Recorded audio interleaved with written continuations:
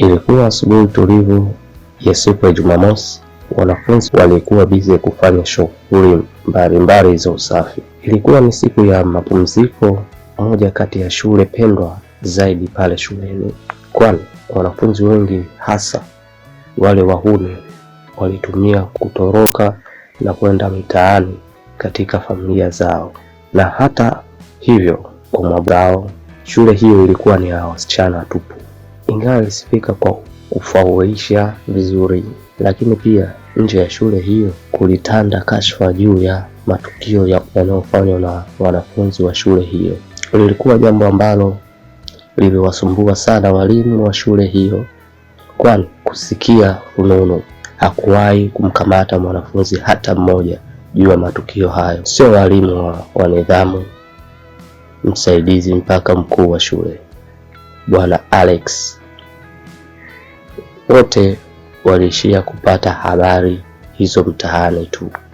Koga na kupeleka shule, uende ukasome, tabia zako unazijua mwenyewe, sina haja ya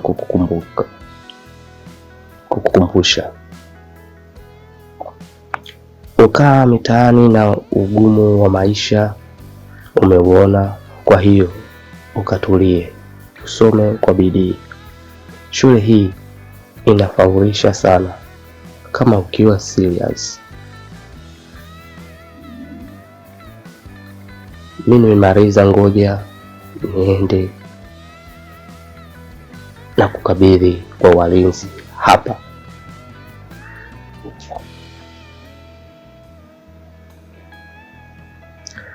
Mengine mtamalizana nao watakao kuonyesha zilipo ofisi, ukaripoti. Mimi yangu nimeyamaliza, alisema mwanamke wa makamo ya miaka 30 kuelekea 40.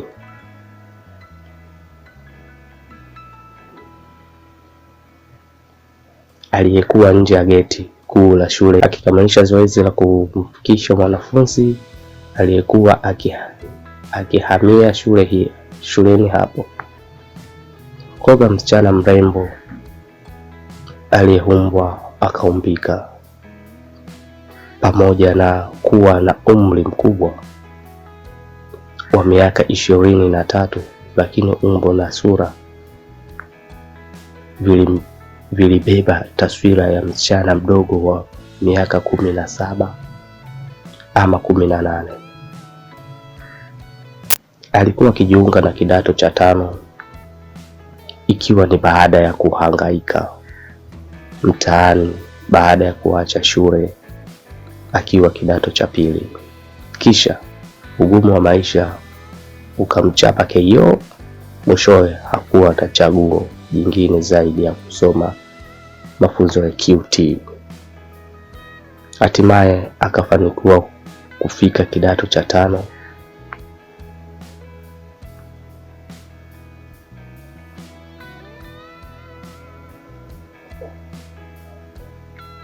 Marembo, karibu, hii ndio shule yetu. Pole na safari. Unaweza ukaacha mizigo yako nikupeleke ilipo ofisi ya mwalimu mkuu. Aliongea mlinzi wa geti, mzee mrefu kiasi aliyeujaza uso wake kwa uchebe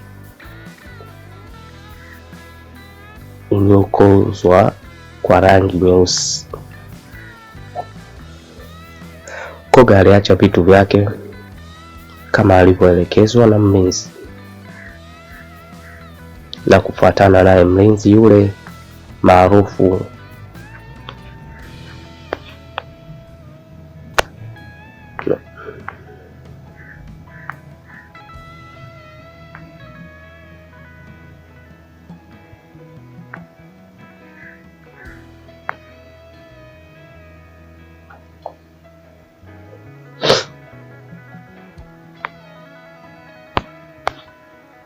Koga aliacha vitu vyake kama alivyoelekezwa na mlinzi na kufuatana naye mlinzi yule maarufu kama Jomba aliyeshindwa kuyazuia macho yake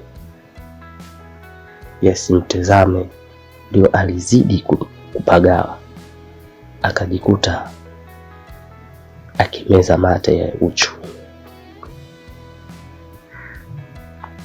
Alimtamani sana msichana yule aliyokuwa amevaa. Ndo tumefika hapo? Aligeuka Koga kuuliza mlinzi. Jomba alikuwa mbali kimawazo muda huo, akiwaza starehe ambayo angeipata. Tumefika. Ingia hapo mlango wa 3 kulia, ndio ulipo ofisi ya mkuu wa shule, asema yule mlinzi. Wakati huo Koga aliangua kicheko fulani hivi, maana macho yake yalimeza sawia kabisa kulipiga la yule mlinzi.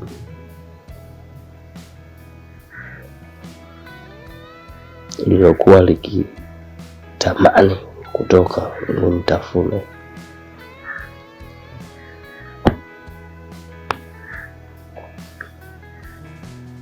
Basi Koga akachomekea shati lake safi na jeupe, kisha akapiga hatua za mahaba hadi ndani ya ofisi ya mkuu wa shule. Akagonga na aliporuhusiwa kuingia akafuata utaratibu. Shikamoo mwalimu. Shikamoo mwalimu, alisema Koga akizifikisha salamu kwa walimu na mwalimu mkuu wa shule Bwana Alex na Madam Jocelyn waliokuwa mle ofisini.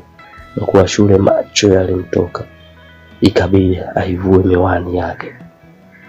Naitwa Koga, ni mwanafunzi mgeni, ninajiunga na kidato cha 5, alisema Koga.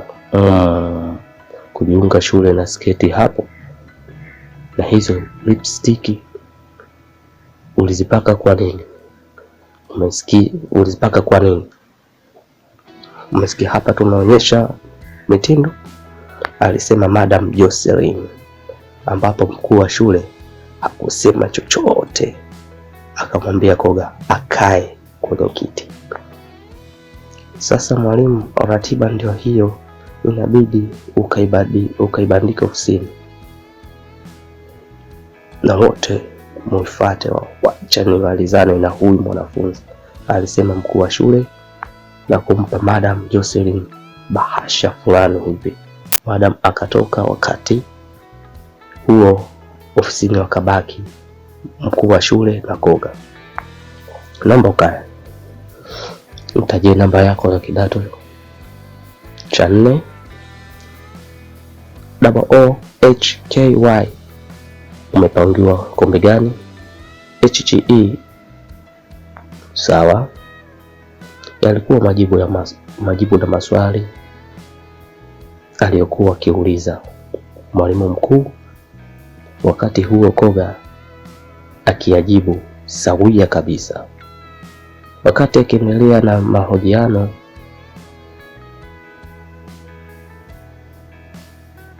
mwalimu mkuu alijikuta akistuka, macho ya uchu yakamtoka, akasahau alichokuwa akiongea. Nakumbuka alikuwa amevaa mini hatari. Kilichozidi kumchanganya mwalimu kwa jinsi mashavu yaliyoiva kuma ya Koga.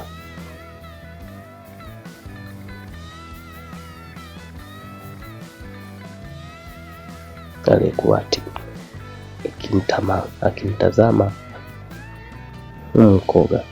Lakini sketi uliyovaa hairuhusiwi hapa shuleni, alisema mwalimu. Koga naye ni kama mashetani alimbana, maana kwa makusudi ndio alizidi kuonekana sawia. Sasa Koga, hebu kaa hapa moja nakuja, alisema mkuu. Akatoka na kwenda kuchungulia baa. Bahati nzuri hakukuwa Madam Jocelyn ameshaondoka, basi akafunga ofisi vizuri na kurudi ndani. Akamkuta Goga kakaa zake katulia tuli kama alivyomwacha.